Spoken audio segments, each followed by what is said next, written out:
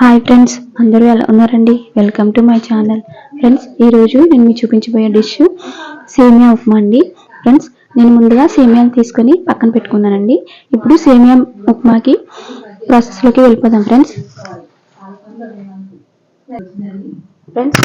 ముందుగా stove on చేసేసుకుని సేమియా ఉప్మా చేసుకోవడానికి ఒక కడాయి పెట్టేసుకుని అందులోకి ఒక గ్లాస్ వరకు మనం సేమియాని తీసుకోవాలండి. ఫ్రెండ్స్, సేమియాలు అనేవి కలుపుతో తీసుకోవాలి మనం.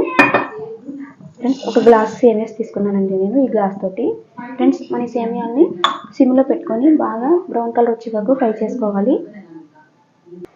ఫ్రెండ్స్, చూడండి, సేమియాలు అనేవి ఈ విధంగా బ్రౌన్ కలర్లోకి వచ్చిన తర్వాత స్టవ్ కొంచెం ఆఫ్ చేసేసుకొని ఈ సేమియాల్ని ఒక బౌల్లోకి తీసేసుకోవాలి. ఫ్రెండ్స్, చూడండి, మళ్ళీ అదే ప్యాన్ని మనం స్టవ్ మీద పెట్టేసుకొని కొంచెం ఆయిల్ వేసుకోవాలండి.